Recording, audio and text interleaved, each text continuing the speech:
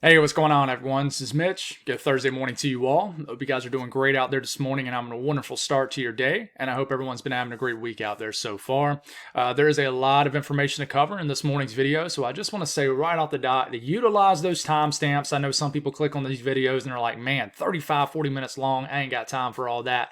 But trust me, the timestamps will help you guys out. You'll be able to jump to what you want to hear about. And the first thing we will discuss is today's severe weather threat. We'll break down the latest outlook that we have from the Storm Prediction Center. Just note, this will likely tweak a little bit here in the next couple hours. They'll drop another update sometime this morning, then another one probably around midday, early afternoon. Could go up another category. I will put the latest information and I'll pin it in the comment under this video in the comments for you guys to stay up to date. But we'll discuss the outlooks, and then we'll break it down state by state. So, I mean, Minnesota, Wisconsin, Michigan, etc. If you just want to hear say about Wisconsin, there'll be a timestamp up for it. Don't blame you one bit if you don't want to hear about other states, but if you do, thank you for certainly watching more of the video. I definitely appreciate it. But after we get done talking about today's severe weather event, I do want to know we will speak a little bit on Virginia. Also, you guys got upgraded to a slight risk from a marginal. We will speak on tomorrow's severe weather threat, which is just as significant as today's. We have an enhanced risk up. That could uptrend, but we'll speak on everything we know with that. And we'll talk a little bit about Saturday's severe weather events. Very hard to get to not get some of these days mixed up. And then we'll move it back west, and we have a resetting pattern where we're going to have severe weather basically this coming Sunday, probably through all of early next week at least, as basically a storm system going to eject across the country and bring overlapping conditions that's going to support widespread severe weather across the south central U.S. and eventually moving towards the Mississippi River Valley area. So there is a lot to talk about, and then we'll round the video off by giving you guys a Bible devotion if you're interested in that. So if you guys have not subscribed, certainly consider doing that. Like the video if you like it, and if anybody has anything that I can pray about or pray over, please put it in the comments below. Let's get rocking and rolling. So, like I said, the first thing we'll talk about is today's severe weather threat. So this is the latest outlook that we have, and we're really zoomed into the high impact area, which is right here on your screen. Enhanced risk up. Level 3 out of 5. This could go to a marginal risk. I could see it happening today. I really could. So if you're watching this, you're like, dude, this guy's showing me old information. Trust me, I get the latest information just like you do, but this is what we have as of around 7-ish o'clock Eastern time. Enhanced risk up. Green Bay, Milwaukee, Chicago, all of northern Indiana. We had Rockford, Madison, La Crosse, Eau Claire, Minneapolis. I mean, it's all the way back over to Grand Rapids, Lansing, and it does include a very small section of the UP of Michigan. Slight risk goes around this all the way up to Duluth, gets all the way into central Minnesota, all the way into portions of the UP of Michigan, including like Marquette. Includes all of lower Michigan, besides the enhanced risk area, which obviously you guys are up another category, but Gaylord, Flint, Detroit, Ann Arbor. Slight risk goes all the way back to Akron, Cleveland, Columbus, Dayton, Cincinnati, Toledo, Indianapolis, Indiana, down to Evansville, all the way down to Carbondale. This does include portions of western Kentucky, all of western Kentucky, and two areas of the boot of Missouri, just about. And so all the way up into Rochester. So what's driving this? And there's a marginal risk around that, obviously, level 1 out of 5. Tornado outlook for today. This includes some highly populated areas, folks. So in the yellow, that is a 10% risk of a tornado within 25 miles of any given location. But in the entire 10% yellow area, you also have that 10% risk of a strong EF2 or higher tornado. So a risk of strong tornadoes in the highly populated city of Chicago and Milwaukee. So wild stuff. The brown area, that is a 5% risk of a tornado. Minneapolis, Detroit, up to Duluth, all the way down to Indianapolis, down to Carbondale, Evansville, all the way back over to Cincinnati, almost to Columbus. 5% risk of a tornado. In the green area, that is a 2% risk of a tornado. But this is the wind outlook. That red area you see on your screen, that is a 30% risk of winds exceeding 55 to 60 miles per hour within 25 miles of any given location. But if you really look closely here, there's a portion of this red area that has a black outline region around it with the black dashes going in between. That is a hatched risk, which means Not only do we have the 30% risk of the 55 to 60 miles per hour, we have a 10% risk of significant winds pushing 70, 75, 80, 85 miles per hour. Okay. And then the yellow area is a 15% risk of winds exceeding 55 to 60 miles per hour. The hail threat, guys, which is what this is, it's significant. Red area, 30% chance of hail exceeding 1 inch in diameter or larger. The yellow area is a 15% risk of that. But if you see the black outline region, with the black dashes, hatched risk includes all of the red 30% area and sections of the yellow 15% risk area. This means you also have a 10% risk of significant sized hail, 2 inch in diameter or larger. Chicago, the chance of damaging winds, significant sized hail, and strong tornadoes. I mean, you guys are in the epicenter of this today. So this is the latest outlook. Now let's break it down state by state. Minnesota first. Okay, we're going to start off around 8 a.m. here in the next couple hours. So if you're looking for the time frame, it's right up here. It's not going to show every town and city and Minnesota. Hopefully you know around where you are on a map, and I'm not poking fun at anybody, but believe it or not, there's a lot of people that do not know where their general area is on a map. But we get to about 10 a.m., 11 a.m., lunchtime. Some storms begin to develop very quickly in central to western areas of Minnesota. Now, where are these going to form? That is a little bit of a question, but they're draping across this interstate corridor here from Fargo down to St. Cloud, down to Minneapolis. Some areas might not get a drop of rain because these storms might form maybe north of you, but they're going to be moving very fast. There's a surface low to your west. Storm motion will be very quick in this area. So you see these splotches of purple and red. I mean, this is where large hail can be falling. We could have tornadoes embedded in this line of storms, but this is 2 p.m. line of storms. You're right on the southern, kind of the far end of it here in Minneapolis, but you guys could be getting rocked by some nasty storms.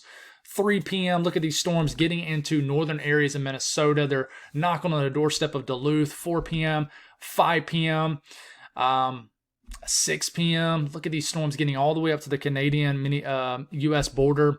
And then they eventually lose some steam as they kind of lose some ingredients. But listen, the good news out of all this severe weather potential is for a lot of these areas, it looks like one sweeping line of storms. So if you don't get hit by them, or you get hit by a weaker portion of the line, more than likely that's all she wrote. And I'm really specifically talking about the northern areas of this severe weather risk area. So storms might pop up right on top of Minneapolis. They might pop up right on top of Rochester or Mankato. Hopefully I said that right. They could pop up further south. So it's a big question on where they form.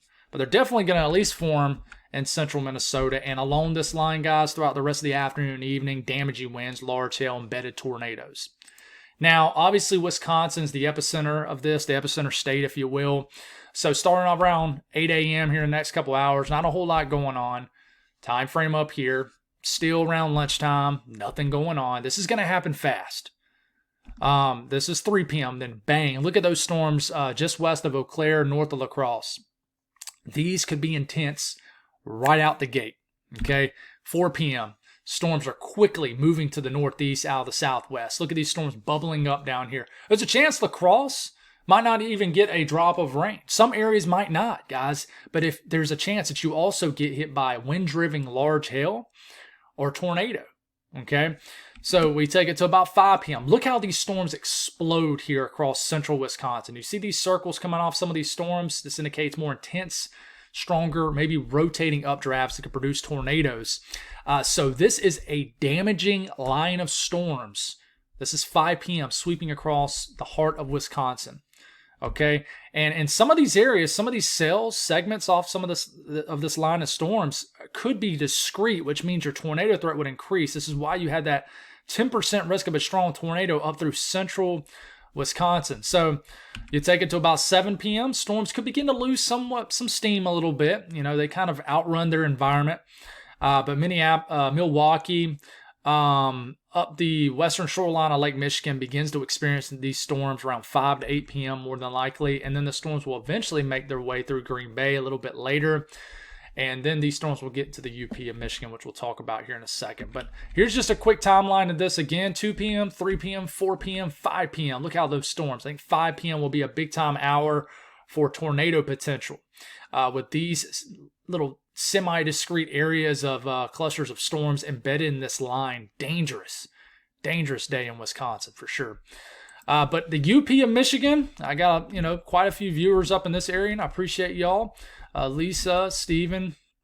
I think it'll be quiet all the way through about evening time. And then some storms begin to enter the far western UP around 8 p.m. And this is 9 p.m., 10 p.m., 11 p.m., kind of a stormy late evening, if you will. And these storms might begin to lose some intensity by the time they hit you guys, but I still think they'll be packing a punch. Tornado threat, probably not as high up here, but can't be ruled out. I know a couple people from this area said it's hard to get tornadoes in the UP of Michigan, and it is because you're kind of surrounded by cooler bodies of water. I think this helps to stabilize the air mass somewhat, almost like a microclimate. But storms, by the time you get into about 3 a.m., they're exiting the UP. Now, Lower Michigan, a little bit of a different story. We take it to about 2 p.m., 3 p.m. time frame up here. 4 p.m., 5 p.m., 6 p.m., 7 p.m., nothing going on at this point. But look at these supercells. There's a chance that if you live along the eastern shoreline of Lake Michigan, you're looking over the lake as the sun's setting, you're seeing some nasty storms heading your way. So this is 8 p.m., this is 9 p.m. I think between 8 to 9 p.m., storms begin to enter southwestern Lower Michigan. And as they do so, they could be severe right out the gate. I mean, this is 10 p.m. Nasty storms getting to the other side of Lake Michigan. Damaging winds, large hail, tornadoes embedded in this Kalamazoo up to Grand Rapids. You guys will be getting hit hard, more so later this evening. I mean, this is 11 p.m. based off the latest HRRR model. These storms look quite intense along the Indiana-Michigan border. Large hail. I mean, you got some white showing up in some of these. And this is just a depiction, a simulated radar. We don't know if that's exactly the way this is going to happen, but this looks like intense clusters of storms in western Lower Michigan. And then we get to about midnight. Storms are cruising across, especially the lower half of Lower Michigan. Lansing getting hit. Flint, Detroit, I think you could get hit around midnight or just after. There's a chance these storms might book it faster than what model guidance is showing. But I really think if you live in Lower Michigan, it's going to be a more so a late evening through overnight hour thing. So for example, I mean, this is 8 p.m., 9 p.m., 10 p.m., 11 p.m., midnight, 1 a.m., 2 a.m., 3 a.m. Okay, so later, you're not going to get much this afternoon in this area. Now let's take it down to Indiana and Illinois. So 1 p.m. will start off because there's nothing going on before that. This is 2 p.m., 3 p.m., 4 p.m. Now, this is wild. Watch what happens. You see this little cell right here south of Rockford between Peoria and Rockford? You know, it looks intense right out the dot, but it's like micro. It's a little baby thunderstorm. Now, I'm going to go to 5 p.m. Watch. Okay, now we got some more thunderstorms forming up here near Rockford, Arlington, Chicago. But watch this, 5 to 6. Okay, well, actually, it might be 6 to 7. Anyways, storms, I guessed it wrong, but storms right around Chicago, okay, around 6 p.m. And these could be intense, producing all hazards. In fact, these look somewhat discreet. We could get some thunderstorms down here near Carbondale, too, okay? And then 7 p.m., okay, more storms trying to form around Chicago. Look at these storms near Gary, South Bend. This could be a supercell right here. And we got this cluster of storms down here too near Evansville. Not a whole lot in the middle, right? 7 p.m., 8 p.m., then boom. This is what I'm talking about. I thought it was 5 to 6. It's actually 7 to 8. So this is 7 p.m., right? Watch what happens between Carbondale and Chicago. Boom. Just destructive, significant storms form. They just basically spawn out of nowhere. And I'm not saying this is exactly what's going to happen, but it could happen like this. It's almost kind of like a little bit of a dry line setup across areas of the Midwest. So at this point, if this is the way it happens, 8 p.m., destructive cells right on top of Champaign up to Chicago, Gary, South Bend has this discrete. And it's what I'm telling you to the audience, guys. Don't take what you're seeing here as exactly what's going to happen. For example, I wouldn't tell everybody in your neighborhood that we're going to get a storm at exactly 8 p.m. in Champaign. That's not the way you should view this. This is just kind of give us the best guide on what could happen. It's just simulated radar. But this is 9 p.m. Those storms that form potentially somewhere in Illinois, they could form back here in Quincy or Springfield, Peoria. But they eventually will race into the northern half of Indiana, where they can continue to produce tornadoes, large hail, and damaging winds. So this is 11 p.m. And then this is midnight. Storms starting to move into more so northern Ohio. So interesting look. Some storms could form later this afternoon in northern Illinois. And then, boom, the storms explode somewhere over Illinois or Indiana later this evening, like right around when the sun's beginning to set. We could get some destructive storms in this area. So now Ohio, we're all the way at midday. We're getting to about 4 p.m., 5 p.m., 6 p.m., 7 p.m. Not a whole lot going on. 8 p.m., 9 p.m., 10 p.m. There's some storms trying to form closer to Dayton, Cincinnati. And then 11 p.m., we got to start to watch for some of these storms up near Bowling Green, Toledo, northwestern Ohio. This is midnight. Then boom, some storms begin to get going. Columbus. So it's going to be kind of more of a nocturnal thing in Ohio. We could have destructive storms up here in northwestern Ohio, around midnight. Some nasty storms. If you go to sleep thinking, hey, nothing's really going to happen, I guess, you're going to get a rude awakening in northwestern Ohio, I think. But look at all these storms. And I know it ain't showing a whole lot down here, but there could very well be a lot of storm action down here. But you see these little clusters of pink and white in here? This is very large hail, damaging winds. These are intense storms is what I'm trying to say. We got clusters of storms back and just east of Columbus, Cleveland. I mean, this is 2 o'clock in the morning, guys. This is 3 o'clock. Look at these storms slamming Cleveland. This is 4 o'clock. This is 5 o'clock. So the general thing to take from this, if you live in Ohio and you're tuning in, I think it'll be quiet for the most part all the way till about sunset. And then that's when you got to start to put your eye to the sky, listen out. Could be a nasty night of severe weather, but you are outside the main risk area. But it's going to be a rocky late evening overnight period in Ohio. Now, taking it down to Kentucky, Tennessee, we'll start off around 2 p.m. This is 3 p.m., 4, 5, 6. And I want to watch a complex of storms that could begin to develop in sort of Missouri, Arkansas, southern Illinois, eventually make it into western sections of Kentucky and Tennessee. So this is 7 p.m. Could just have some sort of cluster of storms. It could be intense. They could be. A little bit of a sneeze. I think it went away. We'll see if it comes back. But 8 p.m., shows storms near Clarksville up to Bowling Green. Now, this is an area that's going to get more storms tomorrow. So I really just think you'll get a lot of rounds of storms in this area over the next couple of days. But this is 9 p.m. These clusters of storms more so impacting Kentucky, but Bowling Green up to Louisville, getting to Lexington around 9 to 10 p.m. It does show this area of storms weakening. What's interesting, though, is as you get into the overnight hours, it really wants to show another low-level impulse of energy with supercells developing in western Kentucky late at night, 3, 4 o'clock in the morning. This is something we need to watch. It's been showing up for the last 24 hours. Individual cells developing in western Kentucky, heck, even northwestern Tennessee. And this is 5 a.m., this is 6 a.m., this is 7 a.m. We could be waking up to an area of very strong to severe storms around Nashville at the Bowling Green and places in Kentucky. This is 7 a.m. You see these circle things coming off these storms. I mean, we could be waking up to some tornado warnings across this area. So kind of around later this evening in this area, this afternoon, and then we got to watch for another round late tonight, like after midnight in this area.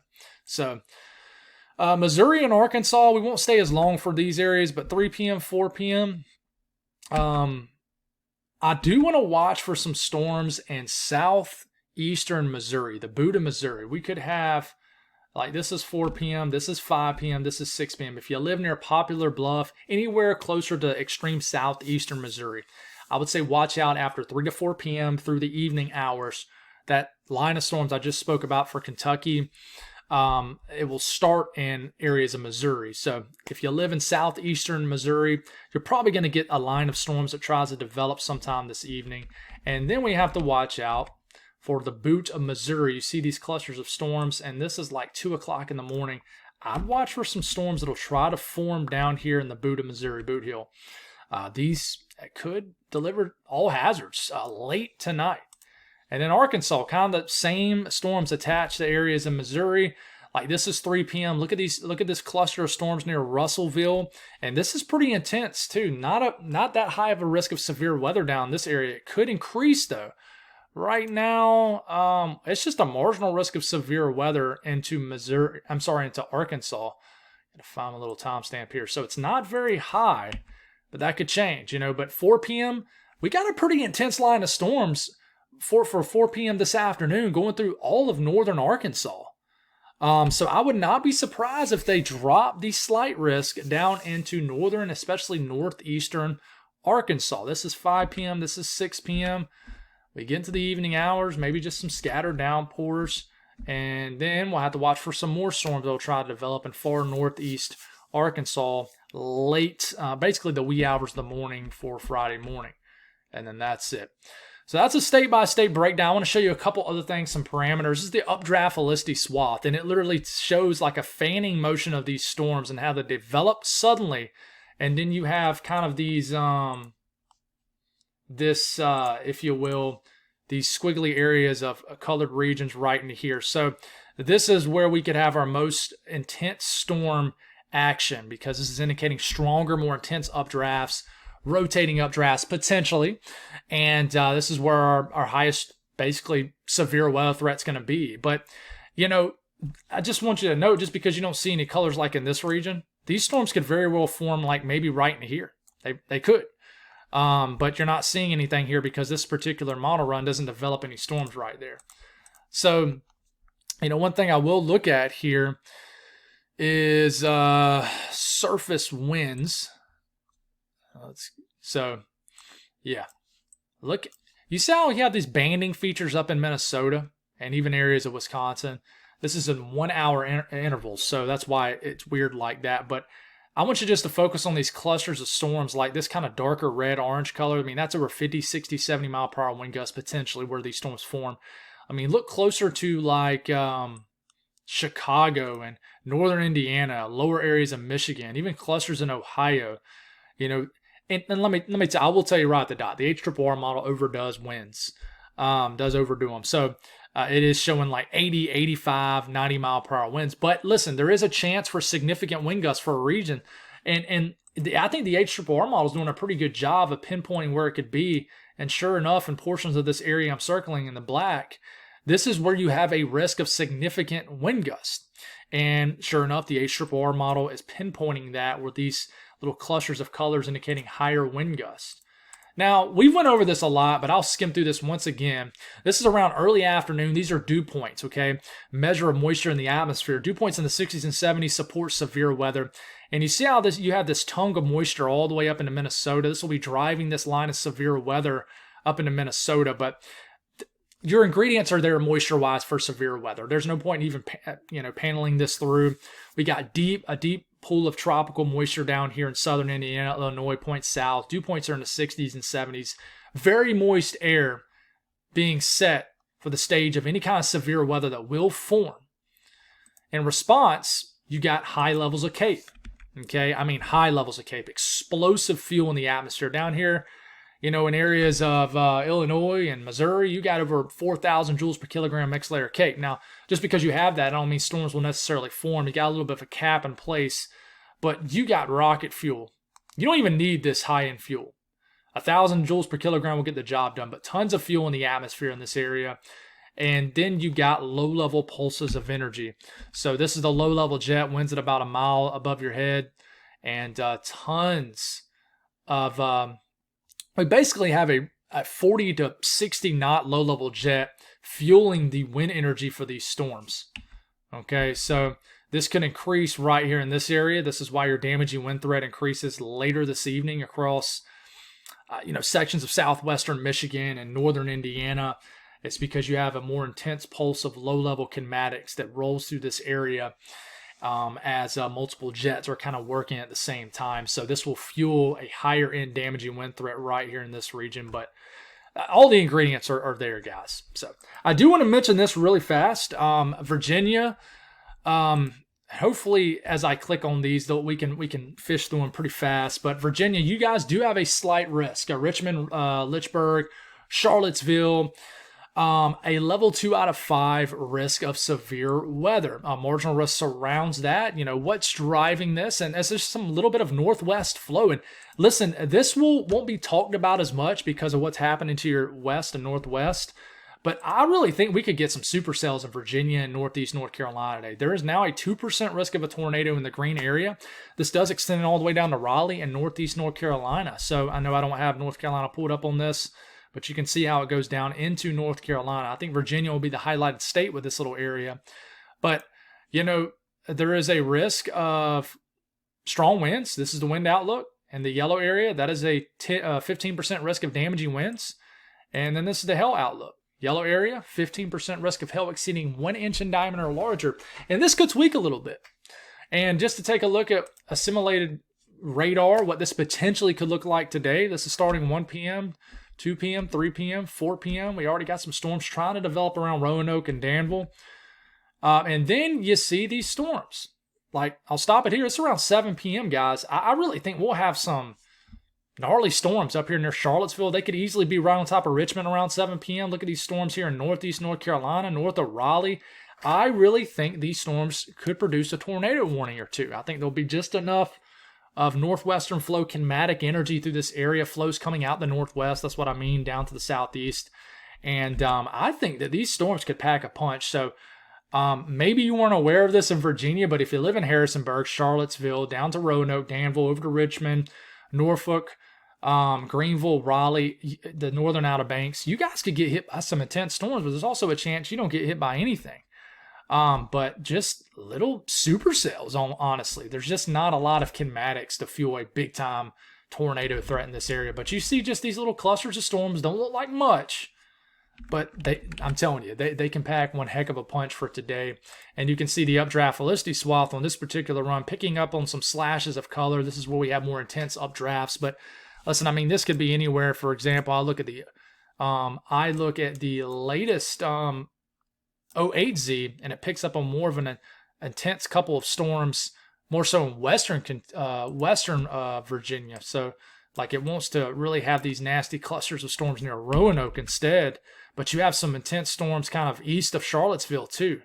So, I mean, there's a really well-known, he's very talented, Peter Forster, I think that's his last name, but he lives in Virginia, and he does a phenomenal job with chasing these setups, and I think he'll probably have some gnarly footage for us today in the state of Virginia. So, anyways, let me take a break. Give me some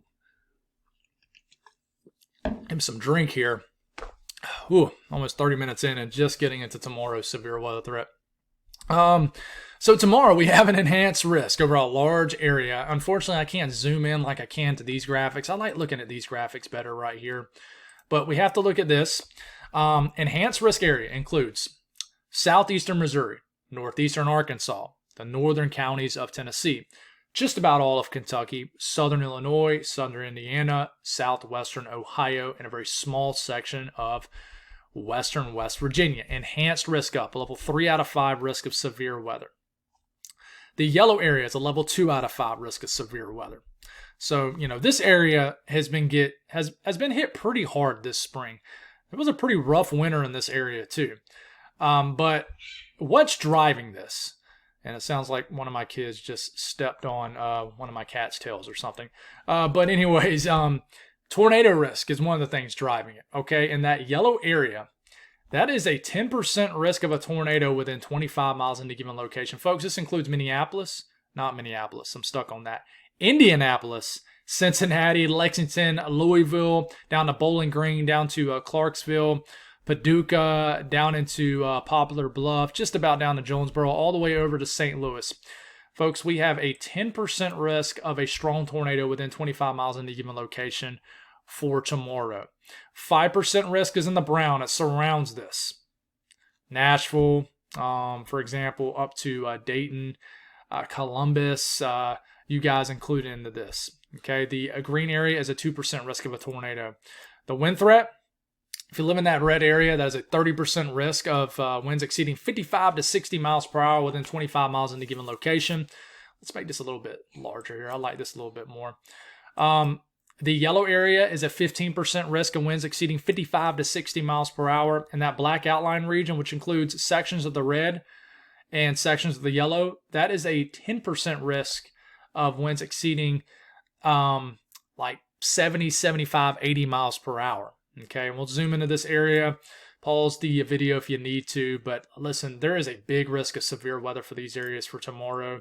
Risk of significant wind gust here in Columbus down to Nashville. I mean, Lexington, Kentucky. So the hail threat, also a risk of significant sized hail. So in the red area, that is a 30% risk of hail exceeding 1 inch in diameter or larger.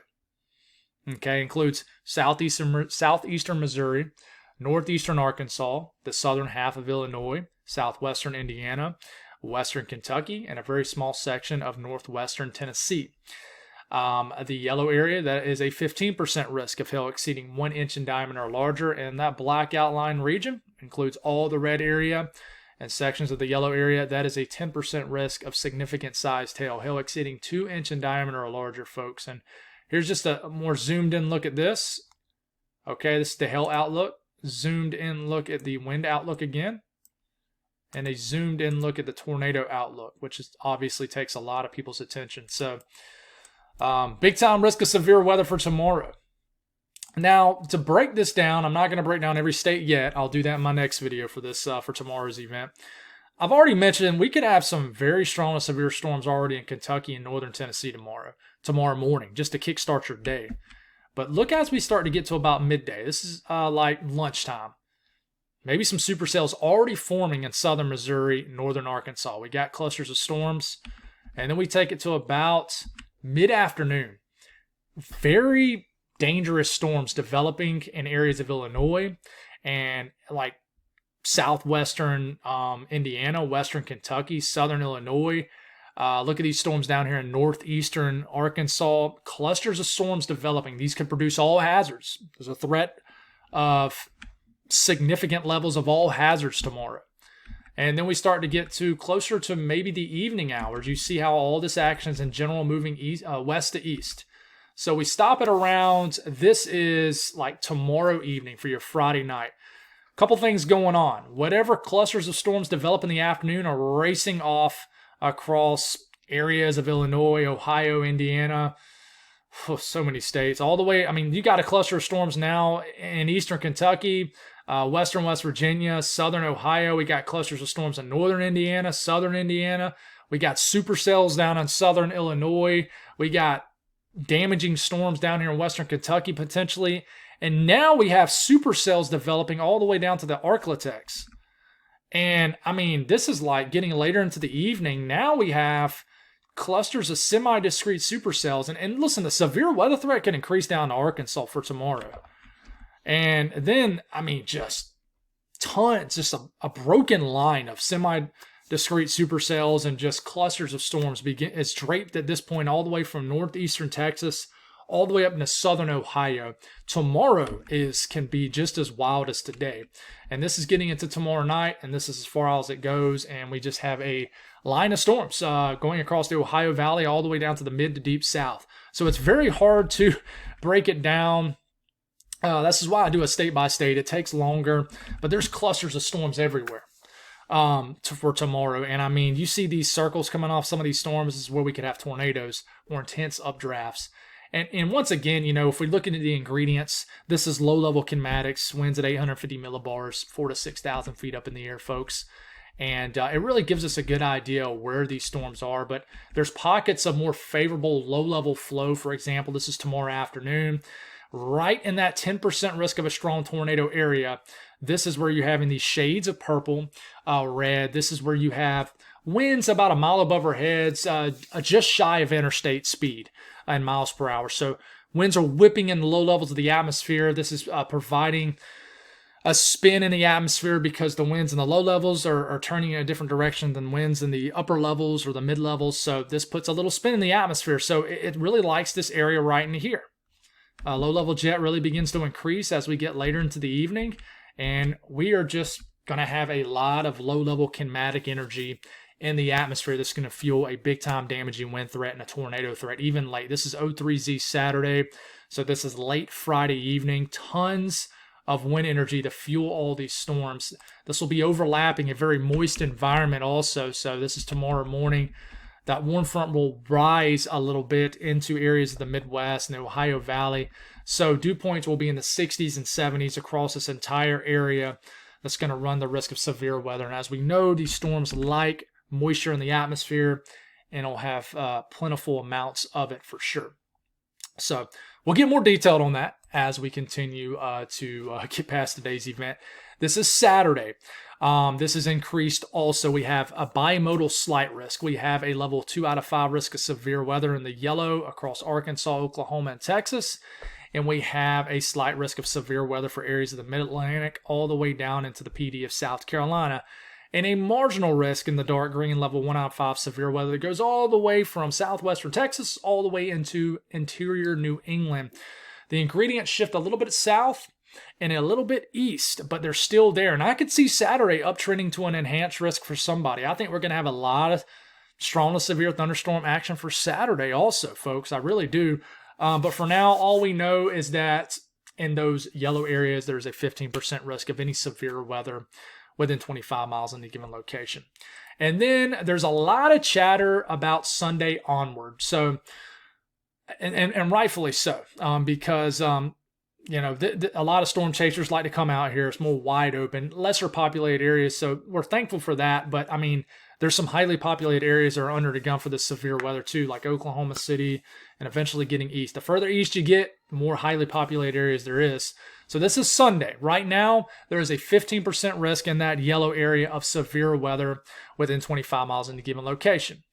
This is Monday. Doesn't move much, right?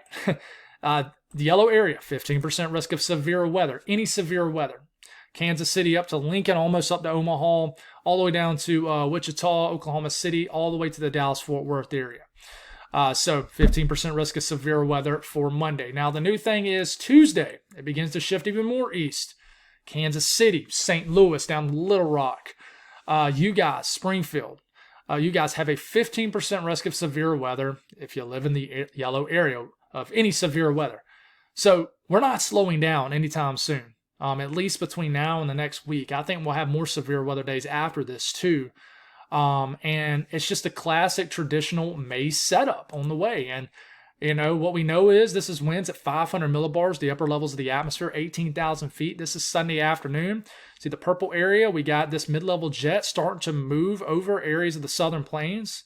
We still have a lot of flow over areas in the mid-Atlantic and the southeast too. So there's probably going to be severe weather and storm chances across the eastern U.S. Sunday too. But of course, most of our attention is going back to the west. We'll have a higher risk of severe weather. But you see these slashes of purple right here. Just think of this as kinematics, wind energy needed for severe weather. So this is moving across this area Sunday.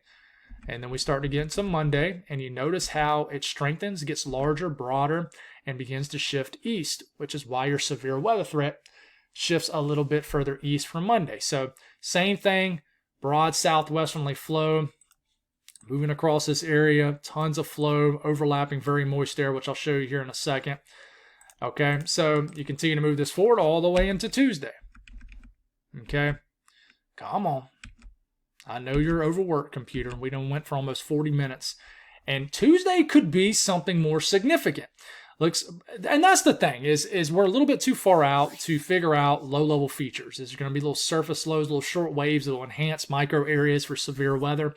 Not quite sure, but it obviously looks like we have a lot of wind energy in this area. Next thing you look at is dew points. This is Sunday, dew points surging into the 60s and 70s across the southern plains. And then we get into Monday, same thing, tons of moisture being overlapped by that flow in the atmosphere that I just showed. Look at this kind of surging north, this huge moist sector all the way into this area. And then we look at Tuesday, same thing, tons of moisture. And listen, the moisture will be with us all the way late into next week until a cold front kind of comes through and wipes it out for a time frame. And in response to that better low-level moisture, you're going to have CAPE levels that are going to be significant all the way through late this week and into early next week. You can see just the spike in CAPE with every afternoon all the way through Tuesday. That's all I got. Let's see how much time we got here. All right, we got some time. So, man, if for whoever watches the entire videos, I just want to tell you guys, I love y'all, appreciate y'all. Y'all are awesome. So just reading a little bit of scripture, and I really just want to hit on this. It says it's Matthew chapter 5, and it's verse 16.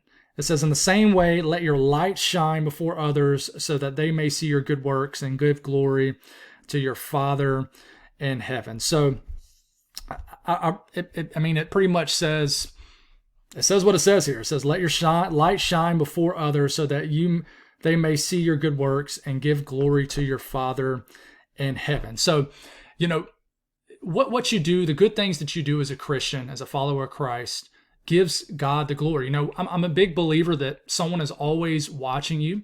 They might not be a believer. They might not have given their life to Christ yet. But they know that you have. So if you're not living an example of that, then you're not going to inspire others to build a relationship with Christ, if that makes sense. So, live the Christ-like life. Strive to build that relationship with Christ and put the faith in the works. I hope that makes sense. And I'm sorry I'm not able to spend as much time in the Word this morning. Honestly, reading through this, I kind of struggled this morning, kind of talking about how I wanted to speak on this. So I thought, you know what, this morning, let's not do it for 5 minutes. Let's just speak for a minute and a half. Speak from the heart. Let's get out. But let your light shine to others, Lord, folks, and the Lord will get the glorification from it. So God bless all y'all. Sorry, 40 minutes into a video and then going right into Bible devotion. It was a little bit of a struggle this morning, but I want to at least keep every other day going. So if that was a little messy, I apologize. But you guys stay safe today from the severe weather. God bless all y'all, and have a wonderful day.